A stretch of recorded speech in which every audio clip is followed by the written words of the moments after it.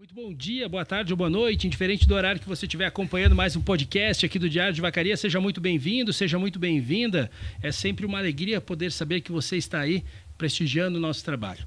E então chegamos ao momento aqui, um podcast super oportuno, tendo em vista que a gente está vivendo aqui no Brasil um cenário que, olha, poucos economistas chegaram a prever, a ponto de a gente ser sobretaxado em 50% aí nos produtos que são exportados do Brasil para os Estados Unidos. Essa realidade preocupa e preocupa muito, não só pelo fator direto da taxa, mas principalmente pelo desemprego em cadeia que isso começa a acontecer.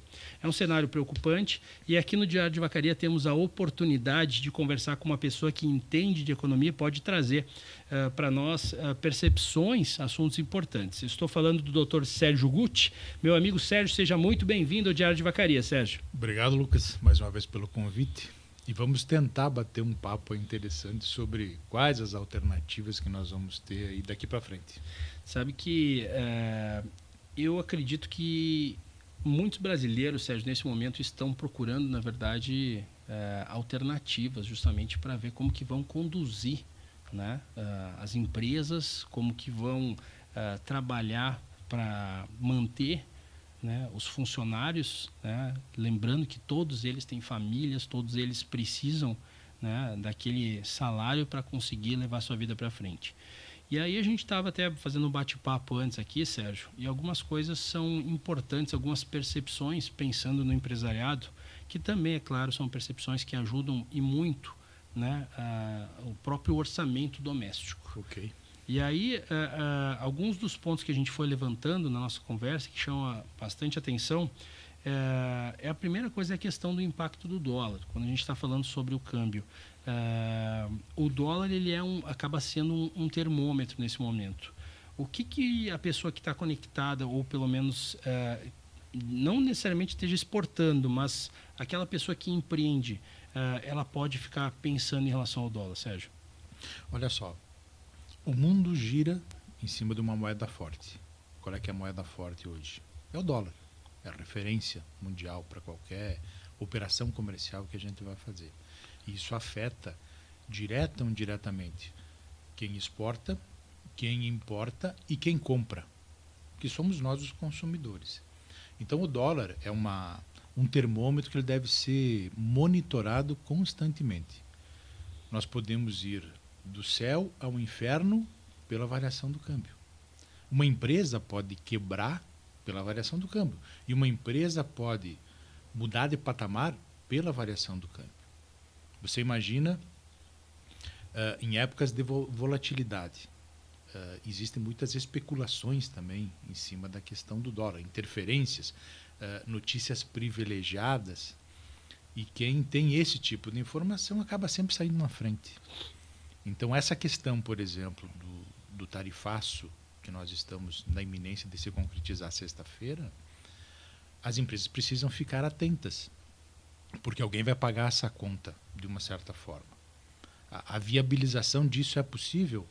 Existem formas que se possa viabilizar, sim, né? Mas eu não posso tirar o olho do dólar. Porque daqui a pouco eu viabilizo internamente aqui e o meu dólar me derruba lá. E aí eu fico numa sinuca de bico, vamos dizer assim. Eu acho que dos pontos também, assim, bem práticos, né, Sérgio, é a questão do combustível, né? O combustível ele é totalmente dolarizado, ele recebe esse impacto, né? A gente sente ele aqui quando a gente está em todas as ações, né? Ninguém vive nem um dia sem combustível. E aí, por efeito cascata, a gente começa a ver onde todas as empresas vão sentir essa dor. E talvez um dos pontos interessantes em relação a isso aí seria uma sugestão, seria realmente as empresas olharem para essa questão de custos. É mais ou menos por aí? Sem sombra de dúvidas. Uma das alternativas básicas para você melhorar o teu desempenho é você analisar a tua cadeia de valor, ou seja, teus fornecedores. Vamos imaginar que nós temos um negócio e nós dependemos 60% da exportação. E aí, do dia para a noite, não estou dizendo que seja do dia para a noite, mas 30 dias para cá, nós ficamos sabendo que o nosso produto ele passa a custar 50% mais caro. Mas quem que vai me comprar daí? Eu Não vou conseguir vender. Vai ficar inviável a minha venda. Qual é a primeira alternativa? Vou trabalhar no meu principal custo para buscar o meu efeito mais imediato. Vou analisar minha cadeia de suprimentos. Então, vou lá. Eu compro da empresa X. Bom, o negócio é o seguinte, estou te comprando aqui, para tu continuar me vendendo, tu vai ter que mexer um pouco no teu preço. Você vai ter que diminuir a tua margem, vai ter que revisar os teus custos lá, para me dar um poder de fogo aqui. Porque se eu parar de exportar, você vai parar de me vender. E aí a nossa cadeia de suprimentos ela acaba ficando comprometida. Você vai gerar menos emprego lá, eu vou gerar menos emprego aqui, e nós dois vamos gerar menos consumo. Então, dessa forma, a gente pode dizer que o caminho do meio é um novo caminho? Sem sombra de dúvidas. Você vai ter que ceder um pouco lá, eu cedo um pouco aqui, e nós vamos ter que arrumar alternativas. Em épocas de crise, e nós podemos considerar isso uma crise econômica, para as empresas que dependem da exportação. E para as que não dependem, indiretamente, elas vão ser afetadas também. Você fornece para mim que exporto, você vai ter que gerar uma parcela de colaboração para isso. Ou nós vamos inviabilizar o processo. Eu te diria assim, hoje, cair de paraquedas 50% no curto prazo está inviável. Eu tenho que parar de exportar. Mas qual é a consequência disso? Vai ter uma consequência. Espero que os gestores que estão aí à frente desse comando busquem essas alternativas. E devem estar buscando. E uma das alternativas é a geração, o gerenciamento novo da sua cadeia de suprimentos. Quando a gente fica fazendo depois que a gente faz a analogia da própria moeda e a gente olha também para o caminho do meio, né, que seria esse bom senso entre a empresa, o empreendedor e também, né, o próprio fornecedor, para chegarem a uma forma de trabalhar, não às vezes nem uma forma até de lucrar, mas uma forma de manter os empregos, sobreviver. Fazer a hoje, sobrevivência, né? Sobrevivência. Aí a gente fica pensando, e até a gente estava comentando a questão até do momento quando aconteceu a pandemia, que muitas empresas, ao observarem que realmente aquele tsunami da pandemia estava chegando, elas bateram no caixa. Ou seja, se eu não tinha aquela liquidez, eu comecei a verificar, não que o meu negócio não tenha, né? Vai chegar no final, como a gente faz relação aqui com a safra, né? Vai chegar no final da safra, eu vou receber o retorno. Mas, na verdade, tu tem que te manter até o final da safra. Tu tem que pagar o teu combustível, tu tem que pagar o teu funcionário, tu tem que pagar os insumos que tu vai precisar no decorrer ali que não foram, né? Às vezes acontece de ter ali uma doença, alguma coisa que acaba pedindo outro tipo de insumos. Então, o caixa, nesse momento, é um poder? Tu sabe que essa informação do caixa eu costumo utilizar dentro da minha filosofia de pensamento em termos de gestão empresarial, que quem tem caixa, quem tem liquidez, sobrevive a qualquer situação. Inclusive, o caixa é um dos 4 pilares que sustentam um empreendimento. O que acontece? Você imagine que eu sou uma empresa que exporto, estou muito bem em termos de liquidez e eu vou pagar o preço. Pago para ver. Vou pagar o preço para ver até onde que vai essa brincadeira. É óbvio que eu não vou queimar dinheiro. Eu vou queimar dinheiro até um certo ponto, até onde eu posso chegar, para não comprometer a questão da minha liquidez, porque liquidez para mim é sobrevivência. E tem um detalhe que eu defendo muito e eu provo isso, que empresa quebra não é porque não tem lucro. Empresa quebra porque não tem caixa. Empresa quebra porque não tem caixa, não é porque não tem lucro. Eu posso operar no prejuízo por 5, 6 anos e continuar sobrevivendo. Enquanto eu tiver caixa pagando as minhas contas, eu estou ativo. E aí cabe até um parênteses, Sérgio. A gente pode falar, o caso da Uber, né? O caso da Airbnb. N exemplos. N exemplos de empresas que, por anos a fio, trabalharam no vermelho e então, começam a projetar que estão no mercado e começam a ter uma ascensão grande, mas por que elas se mantiveram todo esse tempo dessa forma? Porque tinha caixa. Então o que acontece? Alternativa, você vai ver com o teu fornecedor, você vai fazer o meio campo aí, certo? Vamos ajustar isso aqui. Até onde que eu posso ir em termos de aposta, ou seja, até onde que eu vou arriscar essa minha liquidez, eu posso chegar num termômetro disso. Essa minha liquidez automaticamente eu vou tirar um pouco da minha margem, vou pagar esse ônus, e aí eu vou sobreviver. Daqui a pouco, estrategicamente, a minha operação de exportação vai dar prejuízo, certo? Mas eu tenho caixa para bancar esse prejuízo porque ela me gerou lucro, que me gerou esse caixa ao longo do tempo. E aí o mercado vai se ajustando ao natural. O Brasil não é um país que tenha produtos de má qualidade. Se nós estamos vendendo para os Estados Unidos, é porque a nossa qualidade é boa. Nós temos uma demanda lá. Agora nós vamos ter um percalço. Tivemos um percalço pela questão das tarifas. Mas logo, logo eu acredito que as empresas vão se reestruturar, vão se ajustar, até porque as empresas não vendem só para os Estados Unidos. Em outros países as tarifas não chegam a 50, mas 30, 40, 25, e as empresas dão conta disso. Certo? Então esse impacto nosso ele não é de 0 a 50. Tem produtos que já eram 15, eram 20. Então o impacto não é 50, nós temos que ter isso bem claro também. Né? Daqui a pouco as pessoas distorcem um pouco a 50%, de 0 a 50. Não, foi de 10 a 50, foi de 20 a 50, de 25 a 50. Então o lapso de incremento ele não é 50% na totalidade. Talvez alguns produtos que a alíquota fosse 0 chegaria a 50%. Né? Dentro dessa conversa, como tu estava falando, a gente até falou um pouquinho sobre fornecedor, mas o caminho oposto até de a gente ter a conversa com fornecedores seria a gente também olhar um pouquinho para o mercado interno, né? Ou seja, eu estou exportando bastante, vou olhar um pouquinho para o mercado interno. Mas, Sérgio, essa fala do mercado interno, ela nem sempre ela condiz com a realidade, né, Sérgio? O que tu acha? Sem sombra de dúvidas. O que acontece? Eu sou um exportador, mas toda a exportação ela nasceu antes aqui.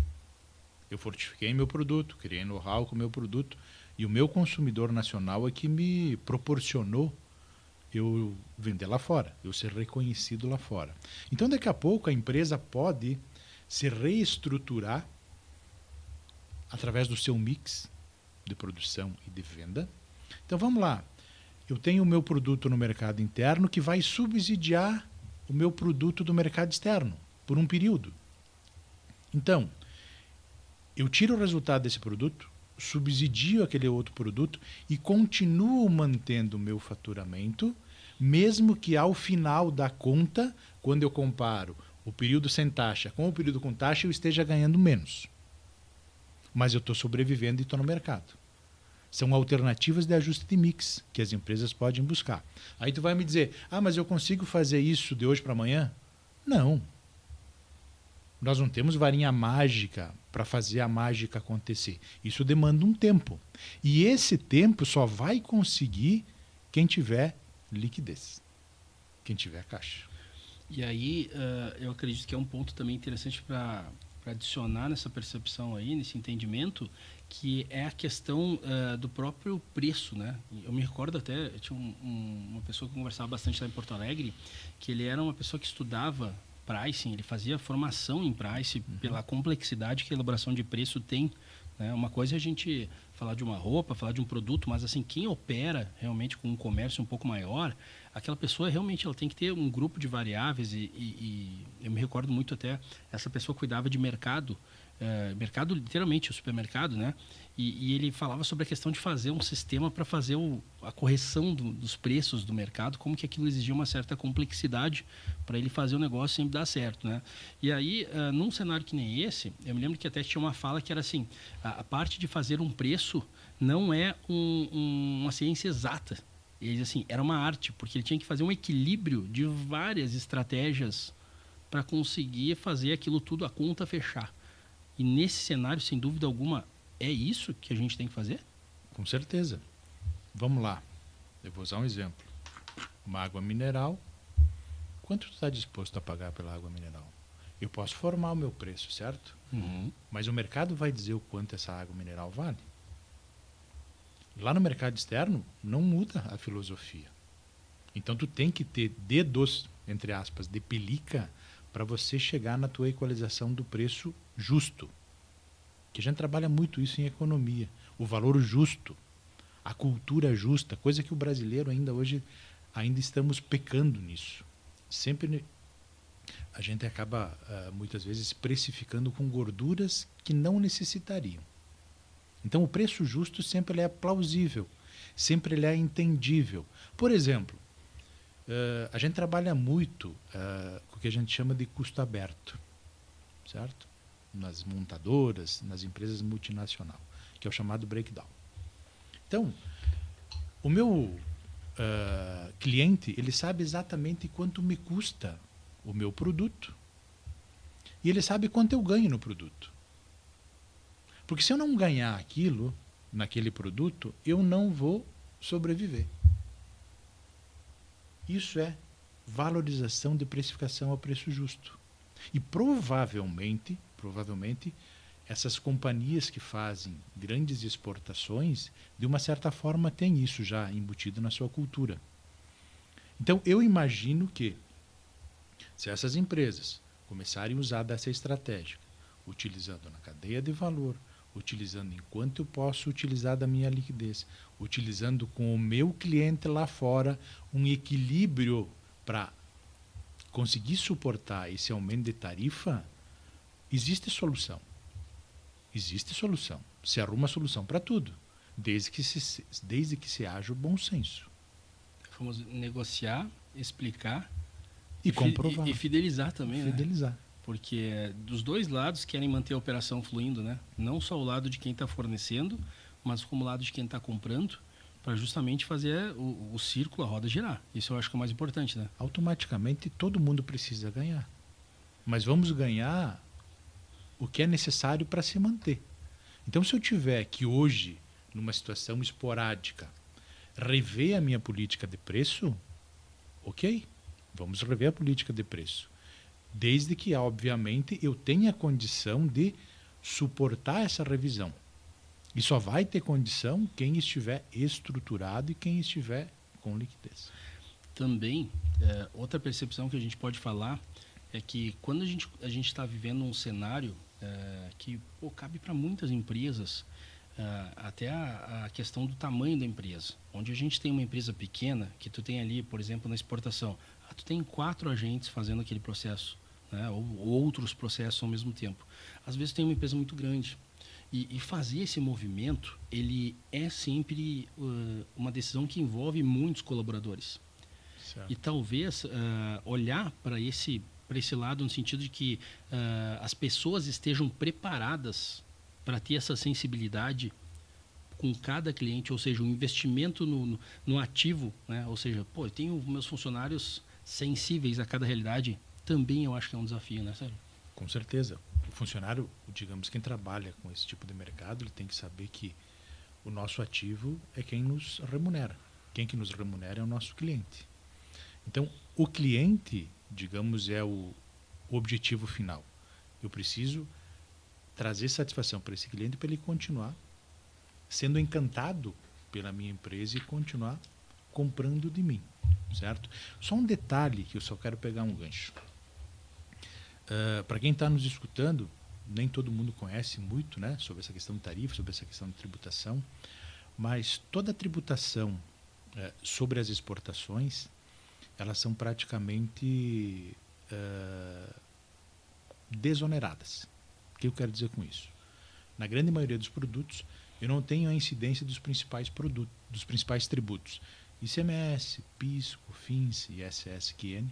Eu tenho 2 principais produtos que são o imposto de renda e a contribuição social, que incidem sobre essa questão da tributação. Então, seria relapso de minha parte falar de forma genérica o quanto a empresa pode melhorar o seu preço, porque eu não sei, nós não sabemos da realidade de cada empresa que exporta, o quanto ela tem de diferença de preço do mesmo produto exportado para o mesmo produto vendido internamente. Certo? Mas elas têm uma diferença grande. Então, se a empresa possui, digamos, claro que isso não acontece, mas eu vendo o produto A e o produto A lá fora no mesmo preço, ela consegue fazer uma revisão do seu preço de forma automática. Mas normalmente não é o que acontece. O preço lá fora é mais barato do que o preço aqui interno. Mas ela tem gordura tributária para ajustar isso. Então ela precisa fazer essa reestruturação mercadológica no contexto geral, cliente, fornecedor, estruturação interna, rever o que consegue ajustar, o quanto consegue financiar, o quanto ela consegue reduzir da sua margem para se manter ativa no mercado.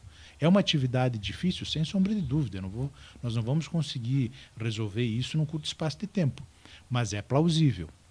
Ou seja, é possível. Essa composição em si ela é um desafio que, além de todos esses pontos que a gente está falando, ela envolve também o lado das pessoas. Envolve a dedicação das pessoas, porque as pessoas é que solucionam os problemas.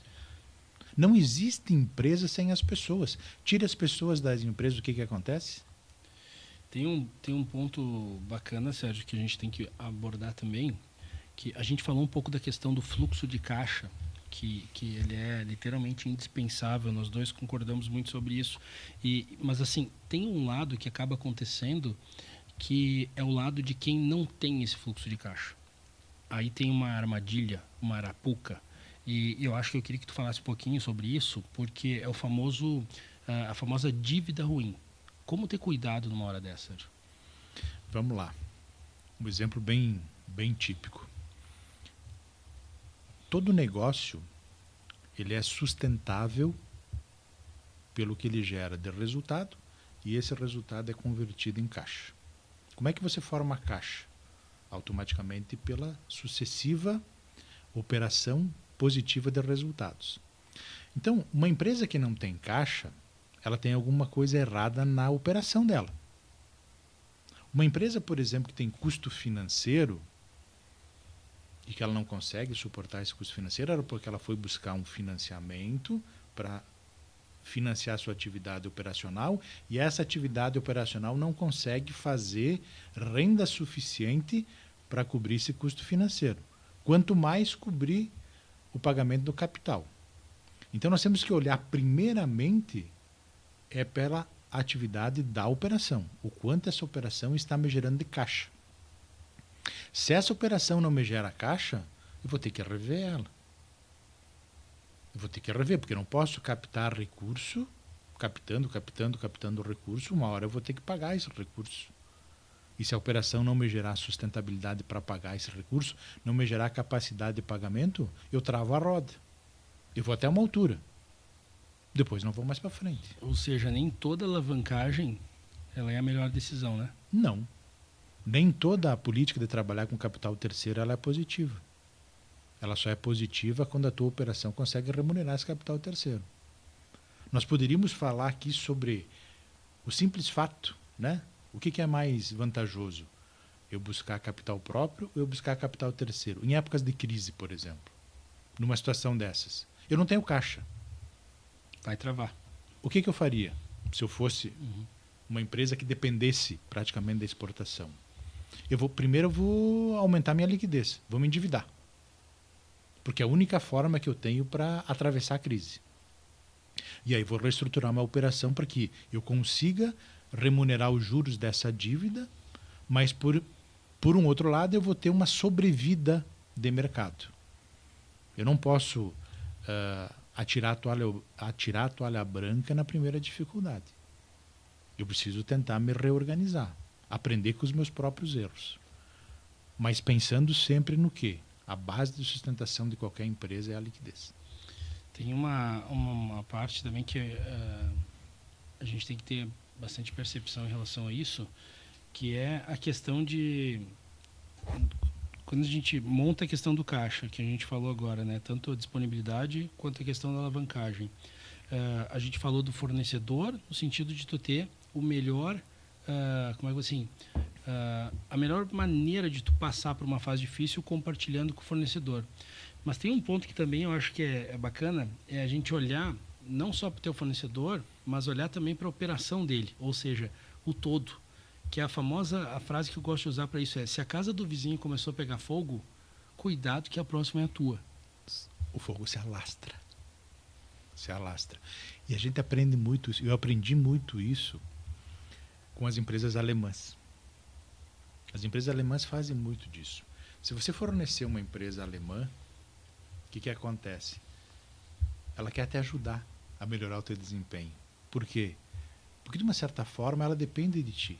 Se você for mal, se você não for uma empresa consistente, sólida para me fornecer, a minha atividade fica comprometida. Então, a filosofia das empresas alemãs é fazer o quê? É ajudar o fornecedor. Isso que eu falei do breakdown, que é o custo aberto, eles te ajudam a melhorar a tua cadeia de valor, a tua cadeia produtiva. Olha, tu está comprando desse fornecedor esse produto. Eu conheço um outro fornecedor que te fornece o mesmo produto com a mesma qualidade num preço com 10, 15% a menos. É interferência direta na operação de quem te fornece. Então isso acaba agregando um valor para ambas as partes. Ambos ganham. E essa filosofia não vai te tirar resultado, ela vai te agregar resultado. Sabe que eu me lembrei de uma história, claro que não deixa de ser o fornecedor do fornecedor. Teve um tempo que a gente morava em Novo Hamburgo ali, e lá tem, enfim, um polo, né, de calçado e tal. E ali, logo, numa cidade vizinha, tinha a loja da Bibi Calçados. Não me recordo agora o nome. Existe ainda? Não me recordo o nome exato. Eu mesmo de mercado é Bibi, mas eu acho que deve ter um outro nome aí de mercado que eu não lembro agora. Mas eu me recordo que teve uma época, né, que a empresa resolveu adotar a construção não sei se eram gibis, mas eram assim, materiais para que os funcionários tivessem educação financeira muito boa. Porque eles começavam a olhar para o cenário todo e dizer que assim, se o meu funcionário consegue gastar bem, ele vai ganhar mais. Então, eles tiveram uma preocupação, que nem tu falaste do modelo do alemão, mas, é claro, pensando na cadeia do fornecedor, o funcionário dentro da empresa, ele também é um fornecedor. Com certeza. Né? Então, quando todo mundo está bem, o processo por si acaba criando pontes, né? Uma ponte acaba apoiando a outra e chega um momento que, se alguém falta no processo, né? Uma pessoa ali não veio hoje, o outro faz a cobertura. A gente começa a ter um conceito de redundância muito latente e a gente começa a ver que o negócio começa a prosperar.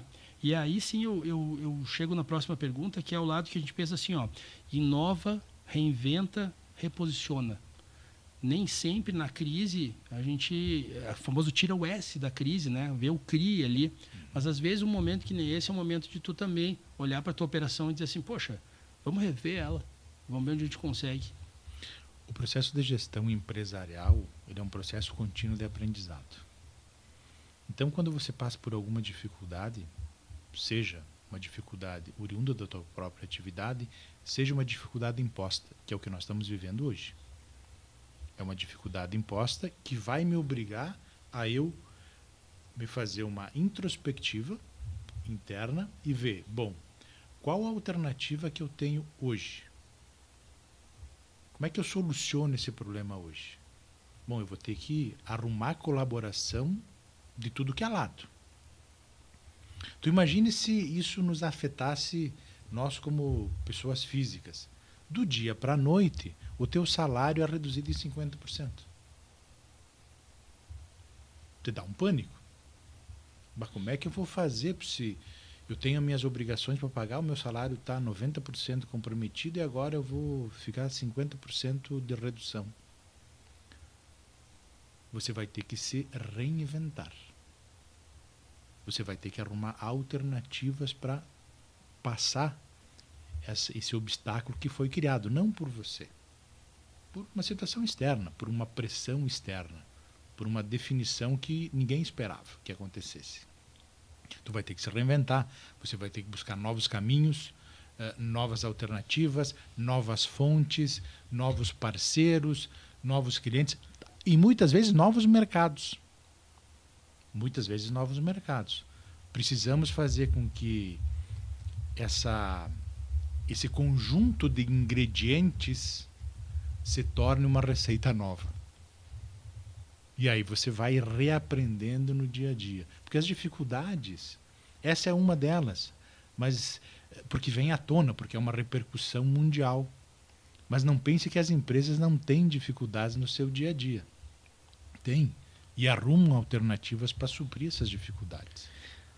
Sérgio, aí eu acho que, chegando no ponto aí que eu acho que a gente pode deixar de mensagem para as pessoas, né? Porque a gente passa por um momento onde existem uma busca, existe um momento de busca por direção, né? Busca por como orientar os colaboradores da empresa, né? De que maneira a gente consegue transmitir uma confiança que essa situação ela é uma situação que vai passar, que é uma situação que a gente tem que ter uma positividade, né? Mesmo que o cenário seja difícil. Aí a gente começa a olhar para a figura dessa pessoa que é o porta-voz dessas emoções, né? E essa pessoa, ela tem que ter uma carga muito forte, tem que ter uma condição de ser um líder, né? E aí eu queria que tu falasse um pouquinho para nós, até com uma mensagem assim, para a pessoa realmente refletir um pouquinho como nesse momento ela é tão importante, Sérgio. Quem conduz ao sucesso ou ao fracasso sempre vai formar opinião para você chegar aqui ou para você chegar ali, certo? Então, essa pessoa, esse grupo de pessoas que estão envoltas dentro desse processo, a dedicação deles é viver aquilo o dia a dia, é suprir as dificuldades, é arrumar alternativas. Então, quando você trabalha num contexto que você teve dificuldades e que você tem alternativas, você vai criando know-how de soluções. Então, o espírito de liderança ele tem que ser sempre realimentado diariamente. Eu preciso me reinventar, eu preciso me descobrir. Como é que eu vou fazer isso? Bom, alguém deve ter passado por uma crise semelhante. Alguém já falou sobre alternativas de sair de uma crise semelhante. Eu vou buscar conhecimentos novos. Ah, mas vem cá, nós fomos taxando em 50, mas teve países que foram taxados em 25, em 30. O que eles estão pensando? O que está passando pela cabeça em termos de alternativas?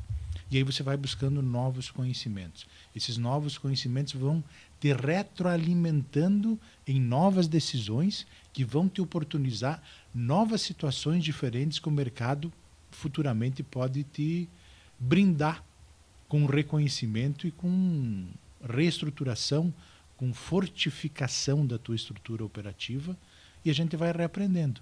É claro que para isso, né, não vamos fazer loucura. Eu preciso saber até onde que eu posso chegar. E o líder sabe até onde que pode chegar. O que ele tem de bala na agulha para trabalhar. Ele não criou uma empresa sem conhecimento. Ele teve muito trabalho para chegar ali. Ele teve muito percalços para chegar ali. Ele teve muitas crises para chegar ali. Essa é mais uma. E nós vamos superar, pode ter certeza. Vamos dar um jeito de superar. As pessoas são hábeis para isso. Elas têm conhecimento, elas conhecem a sua estrutura, elas conhecem a sua cadeia de suprimentos, elas conhecem o seu cliente. Elas sabem aonde bater e com quem contar. Isso é espírito de liderança. Pois é. Para mim, a palavra líder está totalmente conectada à pessoa que tem bem clara a missão de levar, né, o seu trabalho para as outras pessoas crescerem cada vez mais, né? É a pessoa que tem o dom de servir, né? O líder é a pessoa que nasce para fazer os outros se desenvolverem, crescerem, alcançarem resultados que nem eles mesmos próprios eles conseguem alcançar esse resultado. Eles não sabem que eles têm essa condição. O líder vai e diz, vai lá que tu consegue. É o caminho orientativo. Me dá a mão aqui que eu te mostro o caminho. Esse é o líder, né? Esse é o líder. Bom, Sérgio, muito obrigado pela tua participação. Acho que todos nós estamos precisando dessas conversas, todos nós estamos buscando, na verdade, informações, porque todos estamos, né, na mesma timeline, todos estamos vivendo esse dia a dia para ver o que vai acontecer lá nos Estados Unidos e como que a gente vai ser levado a conduzir, né, as pessoas que fazem parte, né, de todos esses processos que a gente está envolvidos. Uma palavra final para quem está procurando essa resposta? A receita de bolo precisa ser construída. Ou melhor, reconstruída. Até agora foi essa receita. Bom, o bolo não está bom. Eu preciso fazer com que esse bolo fique melhor. Vamos reconstruir a receita. Alternativa você tem. Basta todo mundo trabalhar com o mesmo objetivo. As empresas vão arrumar alternativas para sair dessa, sem sombra de dúvidas. Me lembrei, Sérgio, muito obrigado. Tu me lembrou um gatilho aqui que foi uma frase que fala muito lá em Santiago, né? Quando o pessoal vai para Santiago de Compostela, que diz que se faz o caminho ao caminhar, né? Então, estamos sem dúvida alguma a caminho de Santiago. Vamos fazer esse caminho ao caminhar, sem dúvida alguma. Muito obrigado mais uma vez. Para você que acompanhou esse podcast, vamos em frente, né? Já vencemos diversas adversidades.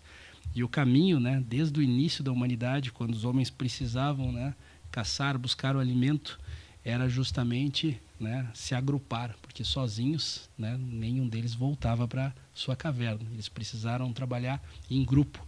E mais uma vez, juntos, vamos aprender a seguir, aprender a vencer os obstáculos para que a gente consiga, sem dúvida alguma, comemorar lá na frente, né, com muita alegria, o quanto que essa união, o quanto que esse entrosamento deu certo. Continue acompanhando o trabalho do Diário de Vacaria. Vamos em frente, juntos. Até o próximo podcast. Valeu, pessoal.